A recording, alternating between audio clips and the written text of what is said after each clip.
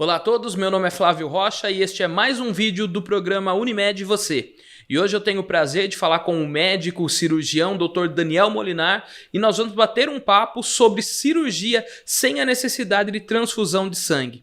Dr. Daniel, é um prazer falar com o senhor sobre esse tema tão importante. Boa tarde, Flávio. Boa tarde, Rafael. Agradeço muito a oportunidade de falar por um tema que está se tornando atual e é onde você pode praticar a melhor medicina, a melhor técnica cirúrgica, as avaliações são feitas, os resultados. Então é bom estar aqui para tornar isso mais público ainda. Perfeito, tenho certeza que vai ser um bate-papo muito legal, doutor.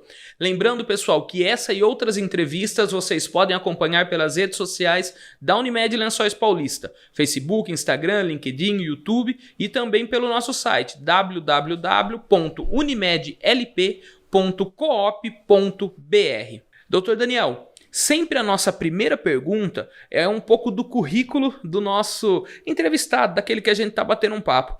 Por favor, conta para nós aonde foi a formação do senhor, as especializações e um pouco da carreira profissional. Perfeito.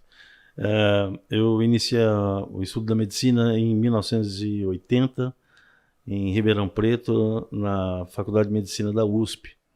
Fiz a graduação toda e também a parte da residência médica, onde eu fiz 3 anos de cirurgia geral e 2 anos na especialidade na área de urologia.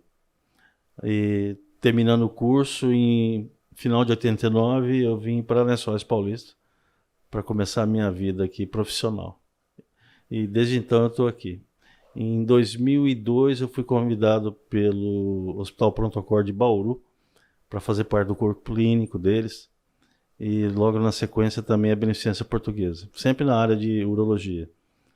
E logo a seguir eu continuava dando meus plantões aqui em Lençóis Paulista e também fui convidado para fazer a parte do corpo clínico da Santa Casa de Pederneiras, para também na área da cirurgia e da urologia.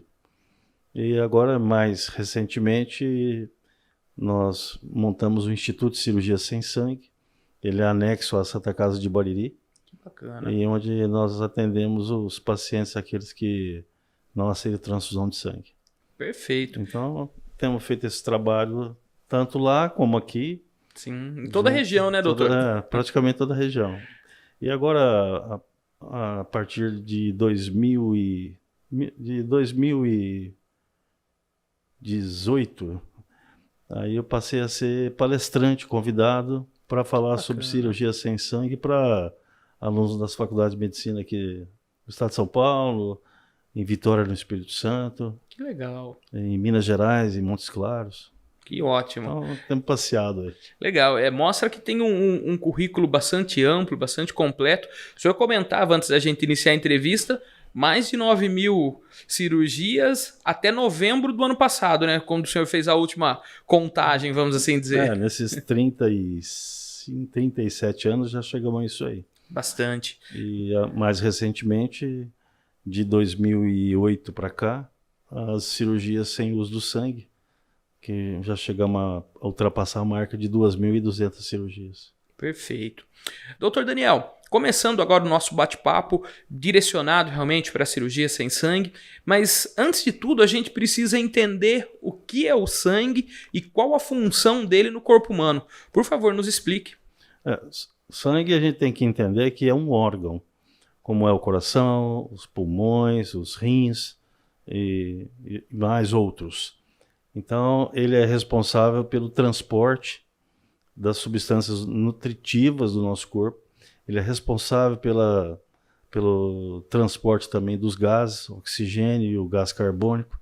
Responsável também por toda a parte de transporte dos fatores de coagulação, seja onde for o processo que desencadeia uma pequena hemorragia, é o sangue que vai lá fazer o tampão de plaquetas e fibrina para estancar o sangramento, certo?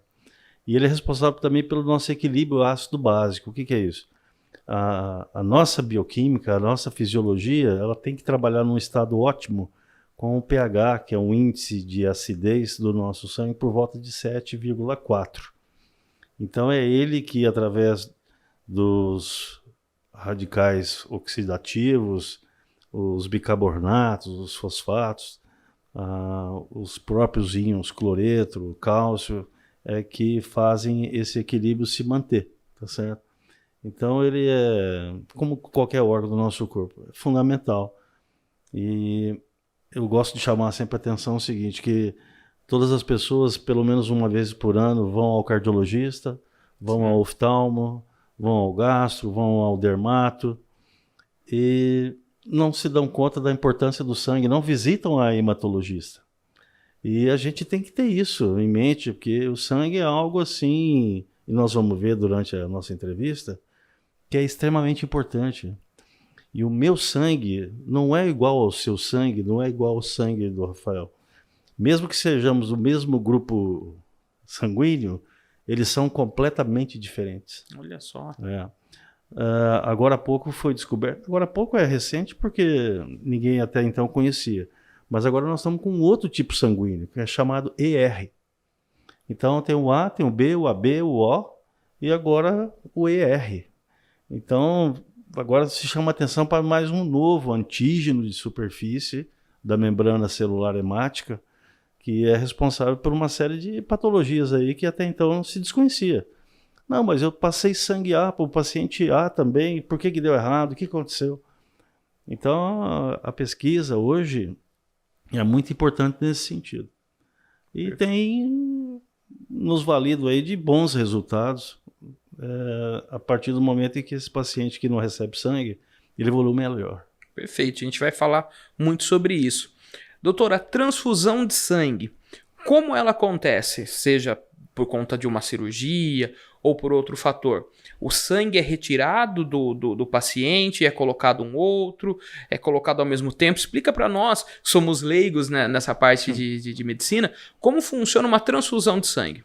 Então, a transfusão ela pode ser autóloga, ou seja, eu posso tirar o meu sangue, posso deixar ele guardado e, na eventualidade de precisar, transfundir em mim novamente. Ou eu recebo sangue de uma outra pessoa, de um doador, que é um sangue também do banco de sangue e que numa situação que o médico acha adequada, o anestesista ou o intensivista, ele pode fazer uso desse sangue.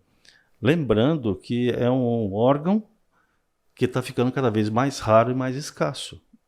Haja visto o que aconteceu na pandemia, sim, a quantidade de sangue que foi preciso ter, chamar para formar um novo estoque ou aumentar, sim, o estoque.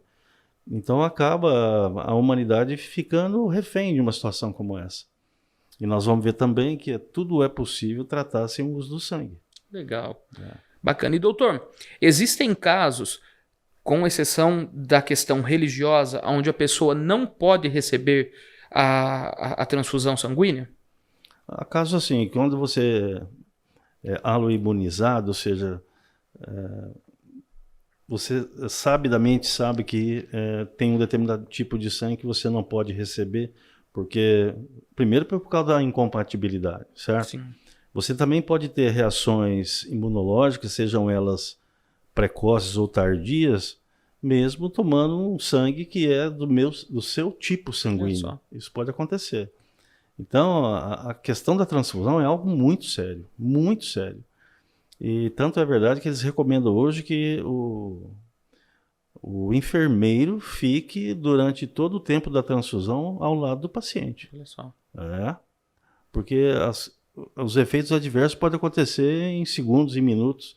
E a primeira coisa que você tem que fazer é desligar essa transfusão. Então não é correr de atrás de alguma medicação. Tira da veia e corra para fazer o primeiro socorro, ver o que é necessário fazer para o paciente. Entendeu? Perfeito. E doutor, já falando da questão das cirurgias, toda cirurgia ela necessita de uma transfusão sanguínea? Não. Raramente você hoje precisa, afora um acidente grave no intraoperatório, um acidente, seja um esfaqueado, um acidente contuso no tórax, no abdômen, ou um paciente que recebeu um tiro, aí muitas vezes a grande maioria dos cirurgiões transfundem. O próprio anestesista solicita a transfusão, se não no intraoperatório, no pós-operatório na UTI, certo? Entendi. Mas eu sempre digo também que a gente trabalha com urgência, você vive uma situação cirúrgica, e hoje as cirurgias que a gente faz são cirurgias de grande porte, na imensa maioria são tumores. E o paciente que vem operar conosco é um paciente que já foi recusado por diversos serviços médicos, sabe? Então, quando chega, o tumor já está bem avançado. Muitas vezes é comum os tumores renais avançados, eles adentrarem a veia renal e, com isso, adentrar na veia cava, que é uma veia que tem um diâmetro de 3,5 centímetros. Você imagina aquilo ali se ferir, seja cirurgicamente ou um acidente que ocorra, sangra e sangra muito, entendeu? Mas eu digo assim, se o paciente que chega num pronto-socorro, vítima de um acidente, um esfaqueado, um atirado, um trauma contuso, em estado de choque, o que é o choque? Quando a gente fala em choque, a gente fala em um choque hemorrágico, ou seja, houve uma perda sanguínea muito grande com queda da pressão arterial. Sim. Então, se ele chega no PS, na verdade ele não está precisando de sangue, ele precisa de volume. Volume por volume, você pode dar soro fisiológico, até melhorar as condições clínicas do paciente. Você pode dar uma solução que tem amido, que é o Voluvem, que também é um expansor. E com isso você não, no primeiro momento, não transfundir. Prova é que se a transfusão fosse realmente necessária no primeiro atendimento, você não acha que a ambulância do SAMU não carregaria uma bolsa de sangue? Então, há uma série de controvérsias aí que a gente tem que levar isso em conta, tá certo? Porque a gente entende, quando você começa a trabalhar com esse tipo de cirurgia, e é evidente que você tem que estudar. Sim, sem dúvida. Porque muitas vezes numa entrevista como essa, você pode me fazer uma pergunta que eu não sei responder, ou responder errado, vai ficar muito chato para mim. Exato. Então, quando você vai, e a gente costuma ir em determinados locais, aí nas faculdades, as palestras que a gente faz, você tem que ir bem embasado, sabe? Sim. E a gente vê que essa questão da transfusão, eu volto a insistir, é extremamente séria. Não é um ato muito fácil. E hoje é o ato médico que mais se pratica no mundo. Olha só. É a transfusão de sangue.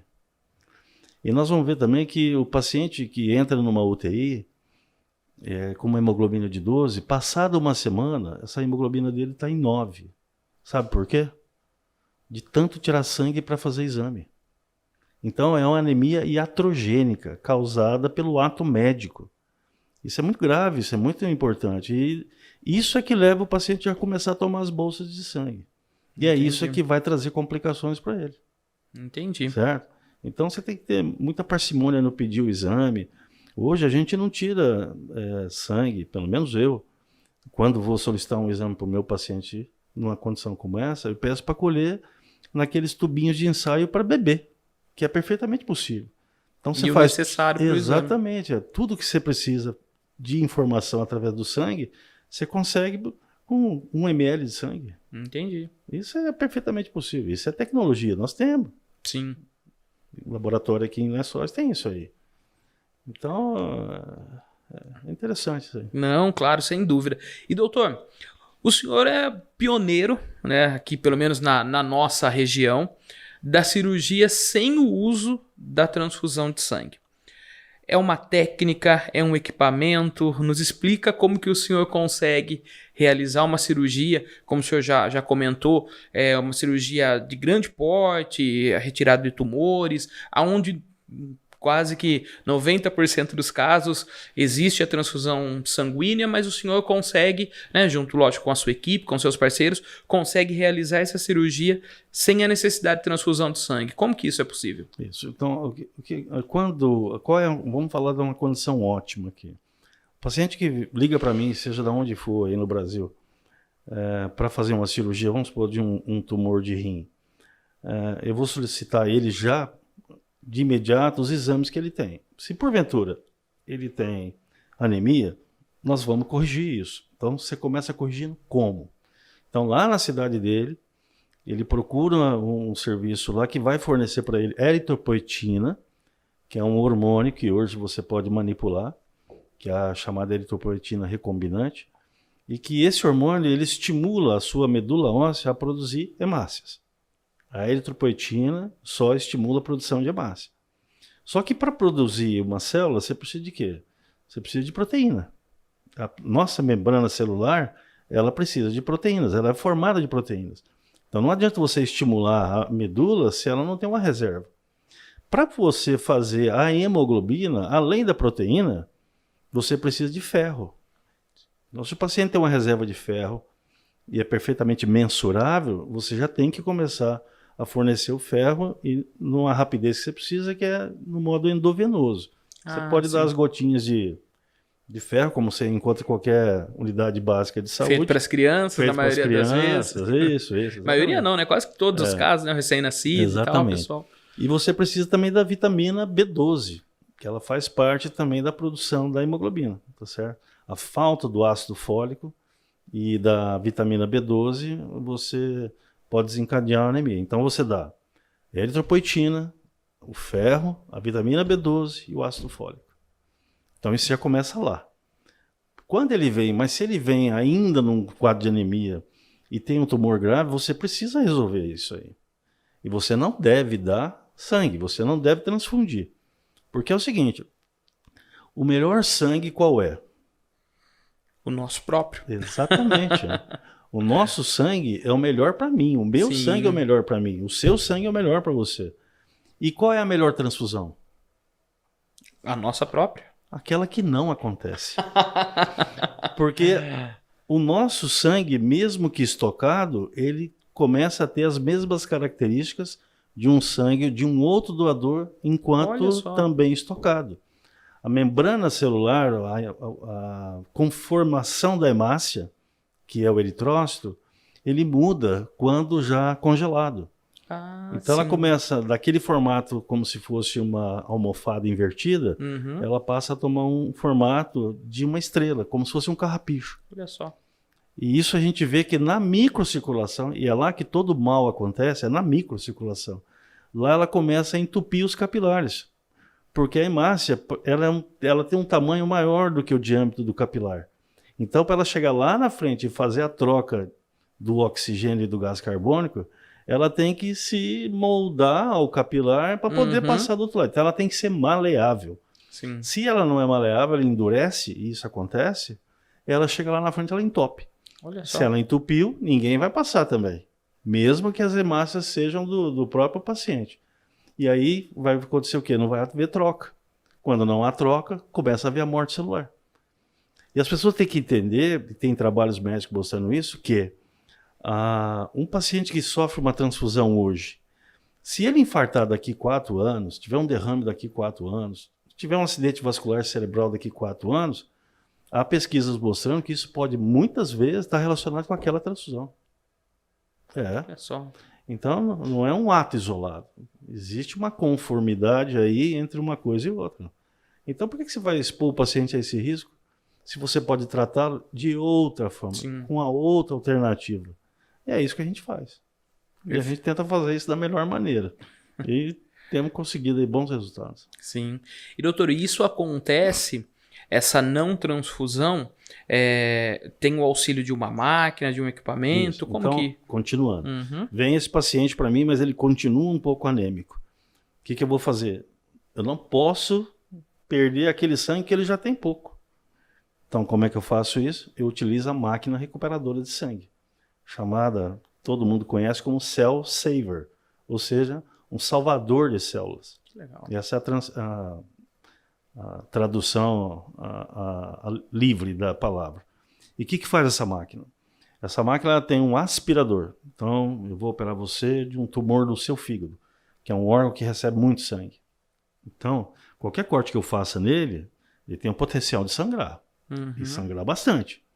Então, eu não posso fazer a cirurgia em você, uma vez que você não pode receber sangue, usando compressas para ir secando esse sangue. Porque a compressa, ela vai para o lixo. Sim. E aquilo que nós estávamos conversando, eu vou transferir você da mesa cirúrgica para dentro do lixo através das compressas cheias de sangue. Sim. Então isso não cabe.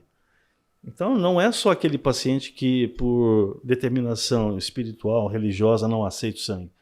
As pessoas hoje estão entendendo, e isso o Dr. Google tem ajudado bastante, que é o seguinte, ele fala, olha, eu não sou que seja lá uma testemunha de Jeová, que a gente sabe que não recebe sangue, Mas eu não quero receber sangue. Eu sou da católica, eu sou da protestante, o que for, mas eu tenho a noção já de que o sangue ele pode me trazer riscos. Sim. Então eu quero usar a máquina também. Se eu pode usar a máquina em mim, posso usar.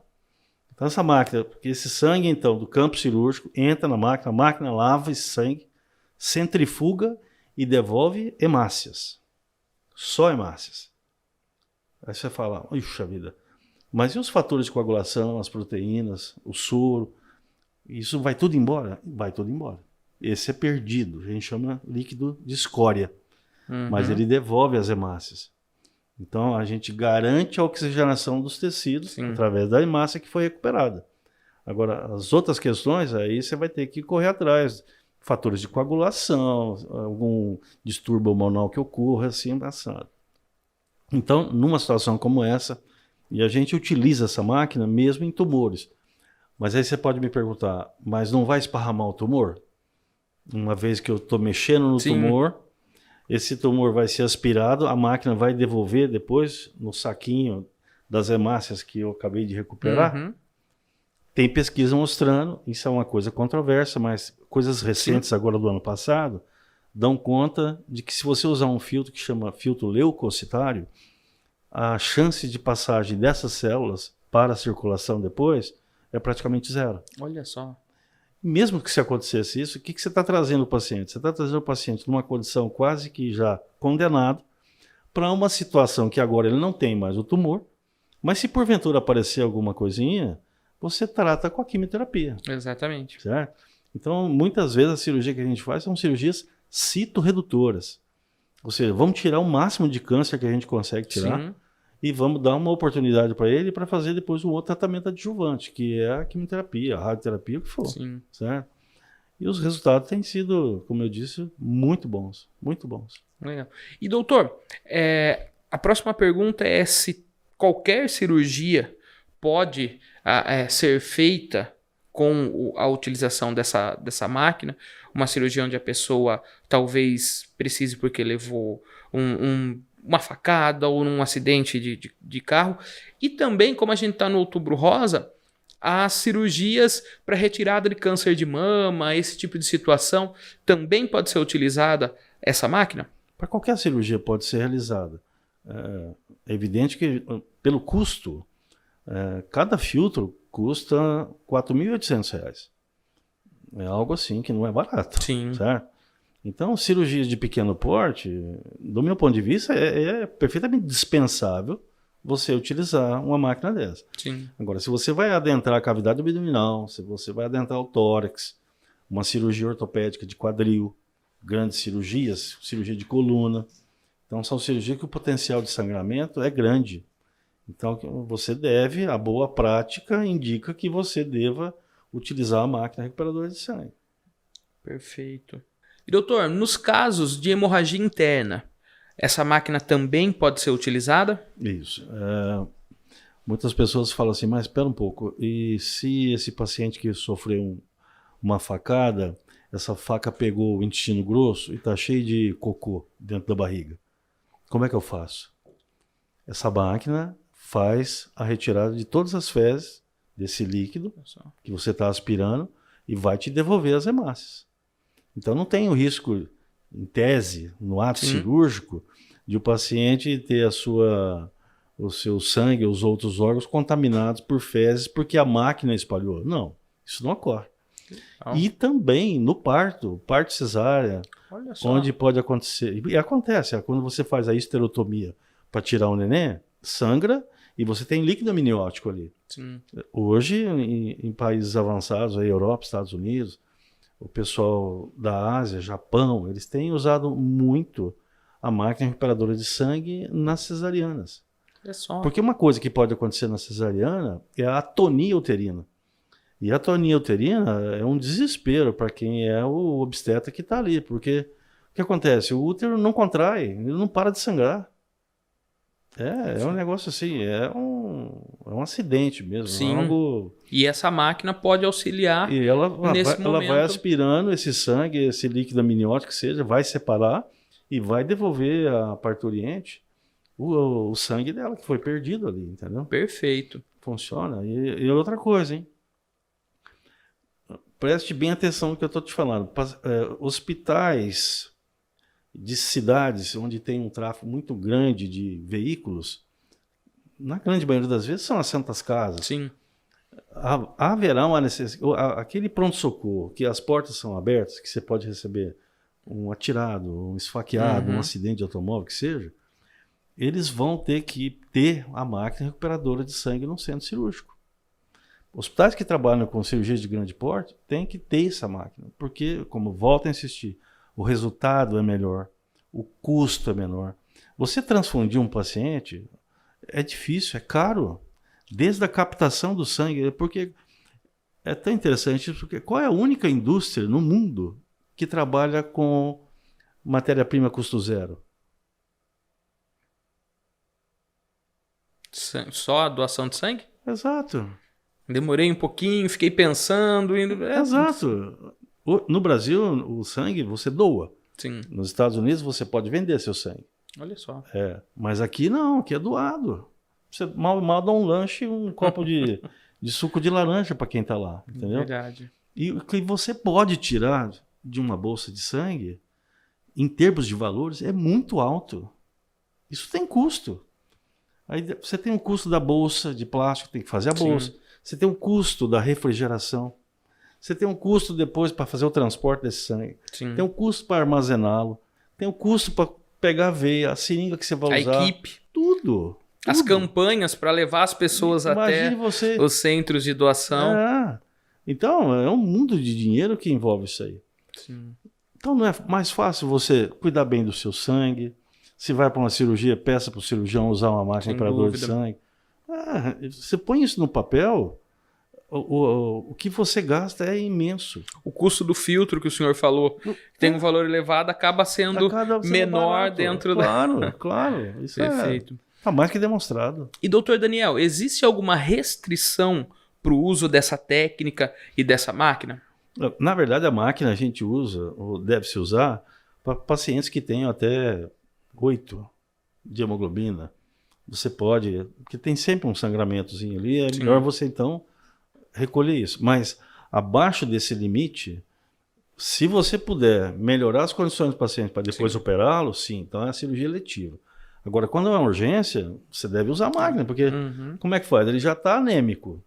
E se não tem a máquina, aquilo que sangrar você vai jogar na compressa fora? É um absurdo. Independente, doutor, de idade, peso, paciente obeso, não existe essa contraindicação. Não importa. Até em cirurgia pediátrica, você usa a máquina. Cirurgia cardíaca pediátrica, o INCOR em São Paulo, utiliza a máquina. Eu tive lá 2 vezes já em simpósio com eles sobre, e nós vamos falar daqui a pouco, sobre o PBM, que é um programa de gerenciamento do sangue do próprio paciente. Que legal. E lá o serviço é muito grande de cirurgia cardíaca infantil. E eles usam a máquina de rotina. Olha só. Então o nível deles lá de transfusão sanguínea é algo assim extremamente pequeno. Extremamente pequeno. E hoje eles são, no Brasil, os pioneiros no programa de gerenciamento do sangue. Coisa que, humildemente, a gente já está fazendo já nesses 16 anos aí. E, doutor, o senhor comentou que o senhor tem uma estrutura na Santa Casa de Bariri, anexa à Santa Casa de Bariri. Em Lençóis Paulista, no centro cirúrgico da Unimed ou no Hospital Piedade, é possível realizar esse tipo de cirurgia? Perfeitamente. Já, aqui no Hospital Piedade já realizamos. Agora que a nossa Unimed aqui conseguiu já montar o nosso centro cirúrgico, muito bem montado, diga-se de passagem, a máquina ela vem num carro junto com o técnico. É uma máquina pequena, não é nada assim. É algo que tem aí 1 metro de altura. Entendi. Perfeitamente possível, fácil de carregar, entendeu? Legal. Então, o próprio Dr. Nivaldo, ele é um entusiasta dessa cirurgia, ele gosta, faz nas cirurgias ortopédicas dele, quando o paciente não aceita o sangue. Sim. Ele tem me ajudado bastante nesse sentido de eu poder contar com ele, com a imprescindível ajuda dele para esse tipo de paciente. Bacana. E, doutor, existe a necessidade de um treinamento especial da equipe médica?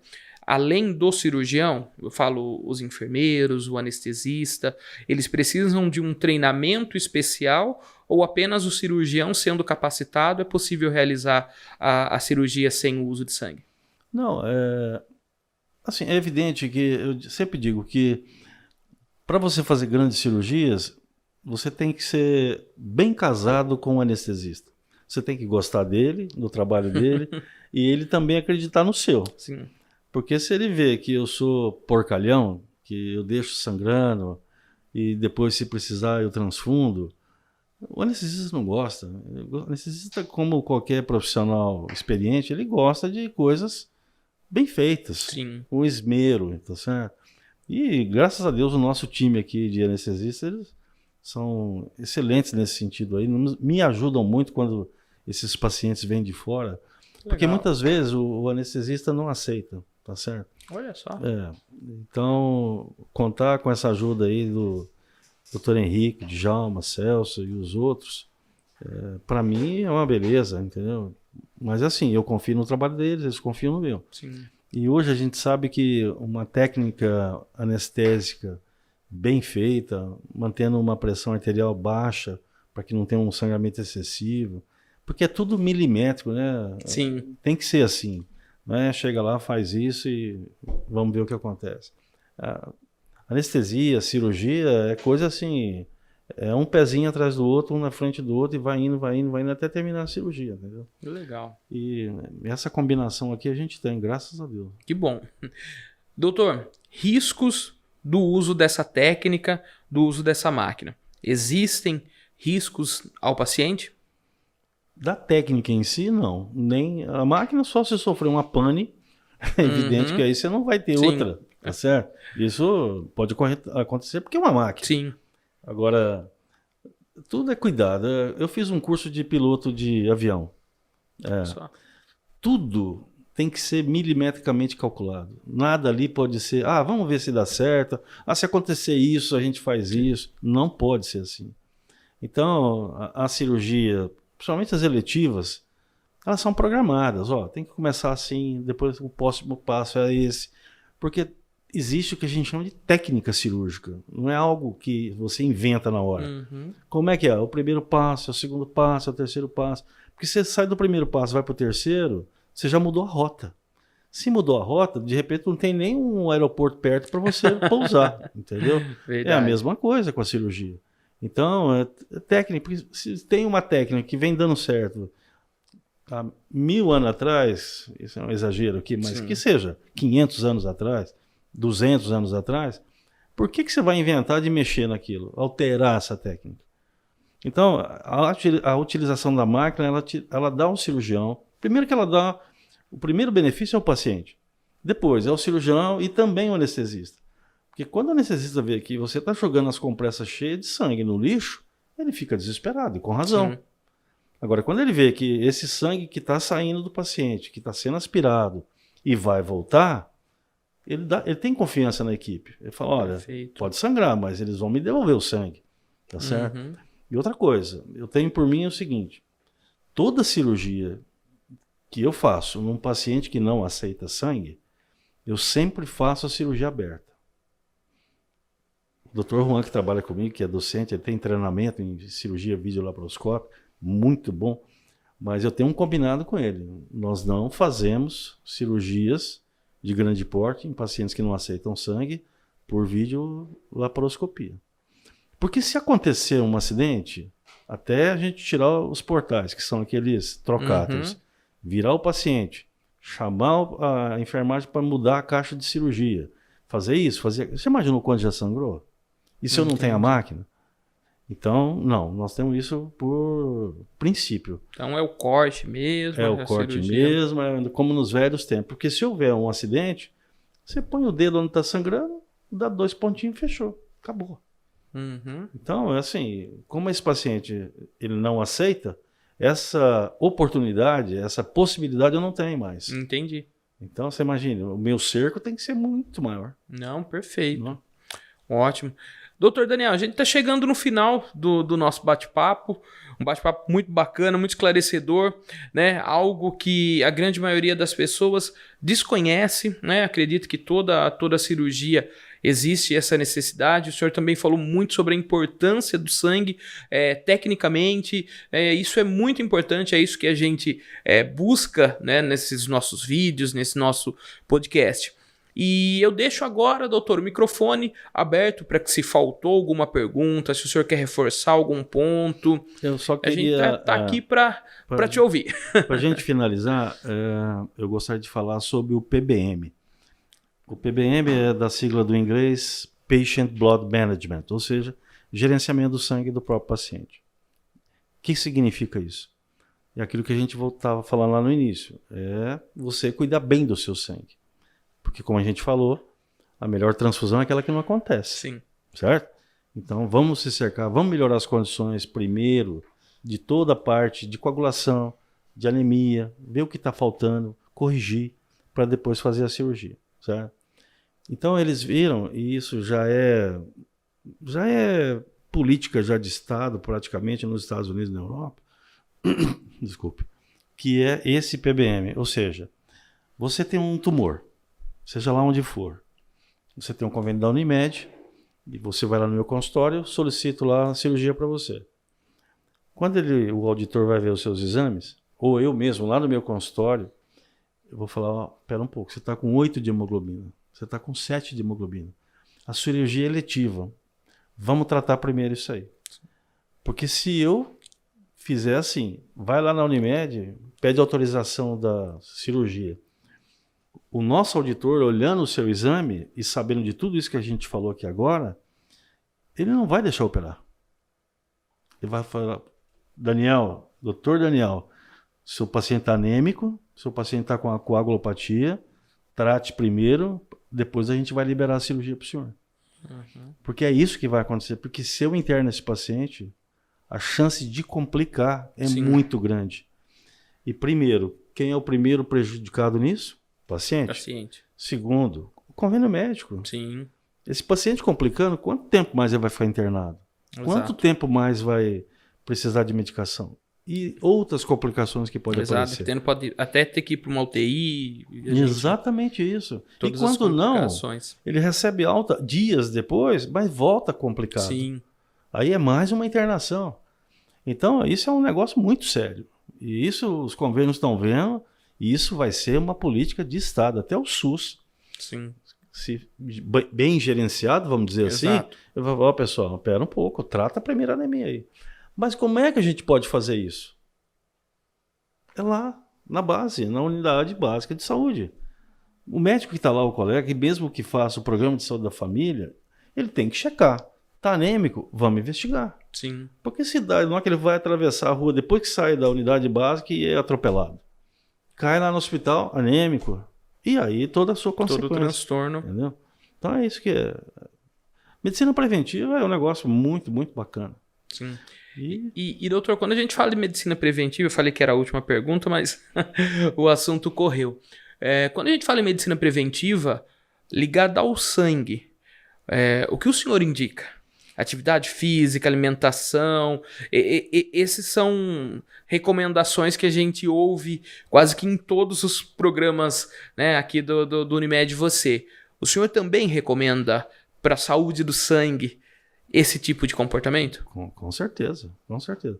E há uma novidade aí, pelo menos do meu ponto de vista, chegando, que é os malefícios do glúten. Glúten é uma proteína vegetal do trigo, né? Outros também alimentos têm, mas que quando ele cai no nosso estômago, ele sofre a ação de enzimas e do ácido clorídrico. Isso faz com que pequenos peptídeos se formem. E esses peptídeos podem atravessar a barreira hematoencefálica, ou seja, entrar no teu cérebro e ir de encontro a receptores opioides. O que são isso? São receptores que aonde determinado hormônio ou moléculas fazem um efeito muitas vezes prazeroso, de euforia, isso pode acontecer. Então a pessoa torna-se viciada no glúten. E o glúten vem, olha, do pãozinho, é da rosca, é do biscoito e vários alimentos que tem aí. E só a título de informação. O trigo, lá da época do Egito, de Israel, onde ele era cultivado, ele tinha aproximadamente 1,20 m de altura. Só que aconteceu o seguinte, depois que começou a ter a agricultura, porque até antes da agricultura, qual era a alimentação humana? Caça. E frutas, Sim. quando o verão chegava, na época estava madura. Uhum. Então, quando começaram a vir os primórdios da agricultura, esse trigo era muito alto. Quando começou, então, a se plantar mais trigo, eles viram que tinha o que eles chamavam de ventania trigueira. Então, quando batia aquele vento muito forte e o trigo estava muito alto, ele tem 1,20 m, ele deitava. Então, muito se perdia. Então, o que fez a bioengenharia? Ela começou a trabalhar em cima do genoma do trigo. Então, o trigo lá atrás, ele tinha exatamente 11 cromossomos. O trigo hoje tem 42 cromossomos. Meu Deus. Então, ele que tinha 1,20 m lá, ele passou a ter 35, 40 centímetros. Então, o ganho de produtividade foi muito maior. Sim. Tanto em área como na qualidade da planta, né? Só que eles viram também o seguinte, eles conseguiram 4.000% de aumento da concentração de glúten na semente. Então, você imagina isso para o nosso corpo. E daí todos os malefícios que ele causa, o glúten, entendeu? Então, isso é uma coisa muito importante hoje na nossa saúde e, leia-se, na nossa saúde sanguínea. Então, peça ao seu médico, eu quero dosar a minha vitamina B, eu quero dosar o meu ácido fólico, eu quero ver como é que está a minha transferrina, como está a minha ferritina, o meu ferro, o sérico. Outra coisa importante, o cobre, que o cobre tem muito a ver com o ferro, tá certo? E muitas vezes o seu ferro está normal. Normal aonde? No soro. Mas o seu armazenamento, que é a ferritina que faz isso, pode estar alterado. Olha só. Então, dê valor ao seu sangue, ajude, trate-o bem, se alimente bem, faça as suas atividades físicas, tudo isso. Visite o médico regularmente, né? Faça seus exames de rotina. Você pode fazer isso na própria unidade básica, a custo zero, vamos dizer assim, né? Mas você pode fazer um bom exame a cada ano. Sim. Certo? E no primeiro sinal de anemia, corre. Perfeito. Corre e vai tratar. Muito bom, doutor. Agradeço demais, doutor, a participação. Como já disse, né, um bate-papo bacana, falando sobre sangue, falando sobre cirurgia, passando informações importantíssimas, né, para o pessoal, né, ter qualidade de vida e, quando precisar, se precisar de uma cirurgia, sabe que tem essa forma de realização, essa alternativa. Exatamente. Muito obrigado, doutor. Eu que agradeço a Unimed a oportunidade de estar aqui e se chamar, eu vou. Perfeito. Espero conversar com o senhor agora em novembro, falando sobre o Novembro Azul. A gente vai estar agendando um outro bate-papo, se Deus quiser. Vamos sim. Tamo aí. Pessoal, esse foi mais um vídeo do programa Unimed Você. Lembrando que vocês podem acompanhar esse e outros materiais em todas as nossas redes sociais, Facebook, YouTube, Instagram, LinkedIn e também pelo nosso site www.unimedlp.coop.br. Um forte abraço e espero vocês no nosso próximo material.